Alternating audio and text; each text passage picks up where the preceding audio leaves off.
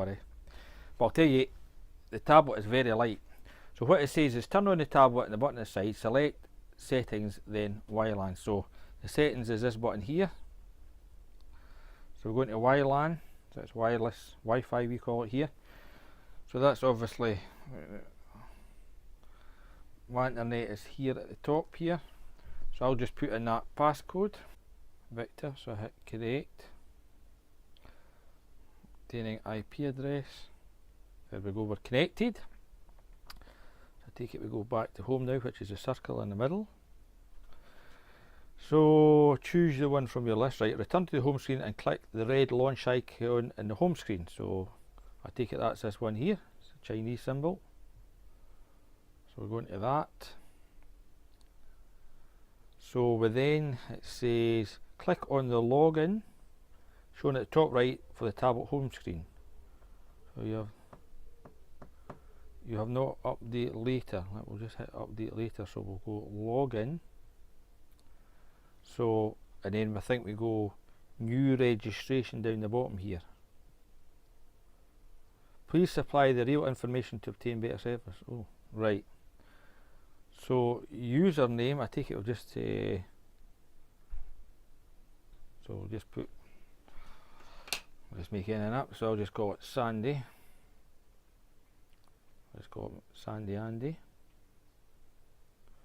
Password .com. And I've got to select the country.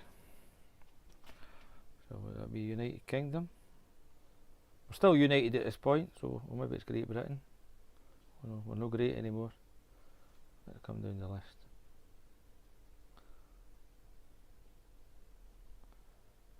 RS. There we go, United Kingdom. Then we've got to put the captcha in. So 6019. So I think that'll do the business. I've got all my details. Wait, to straighten this camera up. Maybe straighten the tablet up a bit. So we'll just go register.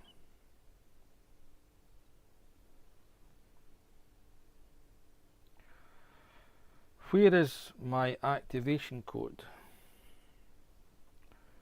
Your VCI's 12-digit serial number and 8-digit activation code on the envelope pictured. Right, I finally found it. You get a bit of paper with all the bump. So there's my VCI code there, and I take it I must take that bit off so before I put the activation code in there. So there we go. I'll go and do that. There we go, so it says, congratulations, you have successfully completed your registration. Do you want to download the diagnostic software now? So we tick yes. We want the lot at the beginning. So Austin Ford, I don't want that. We can always download these later. Chrysler, Citroen, Daewoo, Daihatsu. Don't know about that. ECU aid, Ferrari. Oh yes, we want a Ferrari. There's plenty of them here in Falkirk, believe me. Fiat Brazil, Flyer, never heard of that. Gearlearn, GM Brazil, never heard of these things. Holden, Honda, Hyundai, we've got Hyundai, oh, immobilizer key, India, injector, Isuzu, Iveco, Jack, Gio, Jinlong, GM, Joylong, never heard of that, Kia, Land Rover, LDV,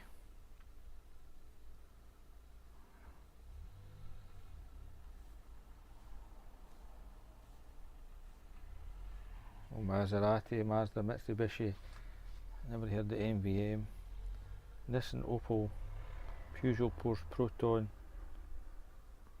never heard of that, Renault, wish I'd never heard of Renault, Reset Brake, Reset Oil, Reset SAS, Reset Bleed, Rover, Saab, well, we might keep MG, SGM, Skoda, Smart, Sprinter, oh they're in this country now, SsangYong, Subaru, Suzuki, Tata, Toyota, US Ford, never heard of Vaz, never heard of that. So we'll just hit update here. There we go. I'll let it do its business and get back to you. Right, so I've done all the updates I can do at the moment on the launch tool.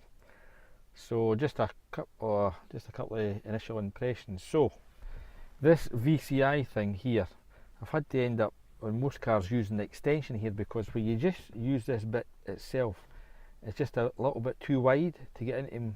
I tried it was okay in the BMW, but I tried it on the Volkswagen, my son's car. I didn't get in, and it was a struggle to get in this little Vauxhall Opel as well. So that's one thing to note. The other thing was, I've just scanned this car, this little Vauxhall Opel, and I quite like the way it scans, although it's a wee bit slow. Not as quick as, what's the factory tool? No, the factory tool I use on this thing. Can't remember. You know, when I use it through my laptop. The name will come to me eventually. So it's not as quick as that, but what I do like about it, this thing looks for all the modules. So you can see there right at the end. Well, this maybe it doesn't show you in here. On your initial scan, because I went into fault report, it shows you every module it's tried, and then it just comes up not equipped.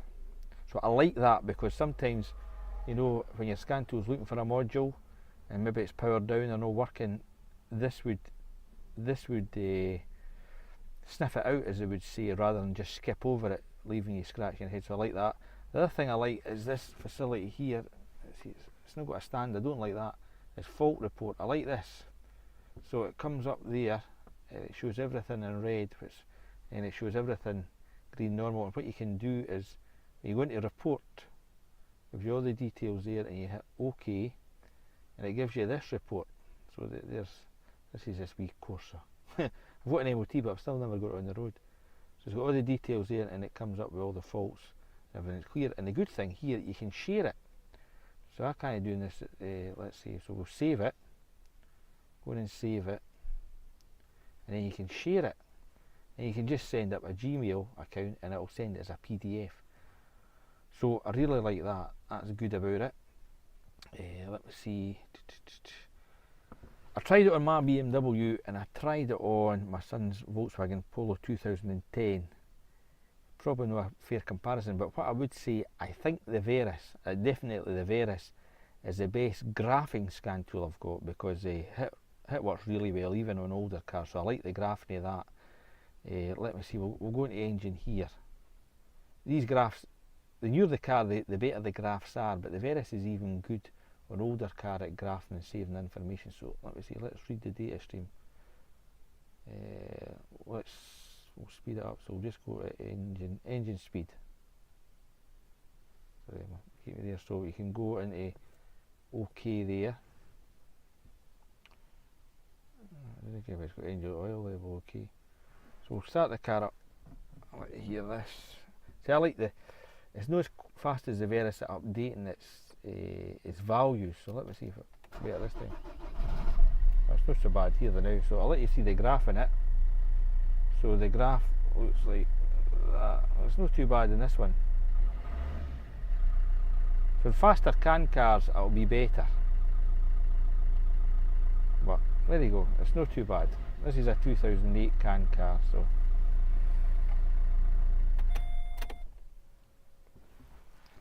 So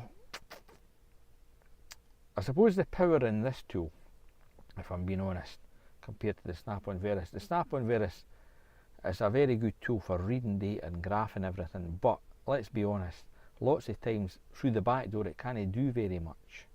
So that's where my other little scan tool, the Autel's quite good. It can do more than the Snap-on through the back door, and I believe this can do even more. So the power in this tool will not be specifically in graphing, but it'll be to do more things. So give you an example, I tried it on my BMW there, and it could check the key status in the ignition to see if it was the correct key and everything like that. So that was good. I never even had that in the Autel, I don't think.